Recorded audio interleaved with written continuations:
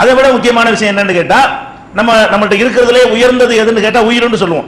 ஆனா இந்த பணத்துக்கு, இந்த பொருளாதாரத்துக்கு, இந்த செல்வத்துக்கு எப்படி ரசூல் ஸல்லல்லாஹு அலைஹி வஸல்லம் முக்கியத்துவம் கொடுக்கறாங்கன்னு கேட்டா, ஒரு மனிதர் வருகிறார், நபி ஸல்லல்லாஹு அலைஹி வஸல்லம் வந்து சொல்றாரு, ஒருத்தன் வந்து என்னுடைய சொத்துக்களை எடுத்துக்கிறதுக்கு வர்றான். நான் அப்ப என்ன நடந்து கொள்ளணும்?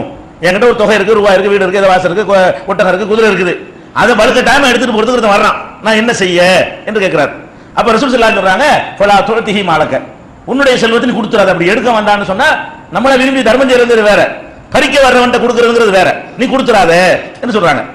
அப்ப அவர் சொல்றாரு, நான் கொடுக்கல என்று சொன்னா அவன் என்னோட சண்டைக்கு வந்தா அராயத்தையின் காத்தலனி, அவர் என்னோட சண்டைக்கு வர்றான், டேய் கொன்னுறான், அடிக்க வர்றான் அப்படின்னு சொன்ன உடனே ரசூல் ஸல்லல்லாஹு, அப்ப நான் என்ன செய்யணும்?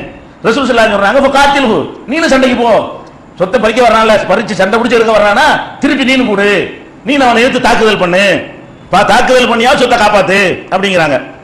அப்ப அவர் கேட்கிறாரு, அராயத்தையின் கத்தலனி, அப்ப இந்த சண்டையில என்னையும் கொண்டு விட்டாண்டா அவர் கேட்கிறாரு. சண்டைக்கு போன்னு சொன்ன உடனே சரி சண்டைக்கு நான் போறேன், அவங்க ஓங்கி அவன் என்னை காலி பண்ணி விட்டா என்ன கதி? அப்ப ரசூல் ஸல்லல்லாஹு சொல்றாங்க, ஃபஅன்த ஷஹீதுன், அவன் உன்னை காலி விட்டா நீ ஷஹீதுப்பா. ஒரு லட்சியத்துக்காக உன்னுடைய சொத்தை காப்பாத்துறதுக்காக நீ போராடி இருக்கிறீல, நீ வந்து ஷஹீத் ஆயிருவ.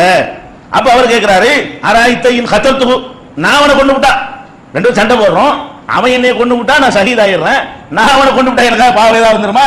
நான் ஏதாவது நரகத்துக்கு போவானான்னு கேட்டவுடனே கால ஹுவ பின்னா, அவன் தான் நரகத்துக்கு போவான்.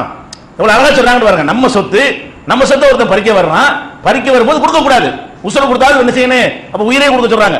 சொத்தை காப்பாத்துறதுக்காக வேண்டி உன் சொத்தை நீ விடக்கூடாது, அதை காப்பாத்துறதுக்காக வேண்டி சண்டையிட்டால் தான் காப்பாற்ற முடியும் என்றால் சண்டை போட்டு அவனை காலி பண்ணா தான் காப்பாற்ற முடியும்டா, காலி பண்ணு. நீ காலியானாலும் காப்பாற்ற முடியாது, நீ காலியா போ, நீ ஷஹீது, அவன் நரகத்துக்கு போவான் என்று ரசூல் ஸல்லல்லாஹு அலைஹி வஸல்லம் சொன்னது சஹீஹ் முஸ்லிம்ல 201வது ஹதீஸாக நீங்கள் பார்க்கலாம். நம்மளா விட்டு கொடுத்தல் என்பது பெருந்தன்மையா நடந்து கொள்வது என்பது வேற.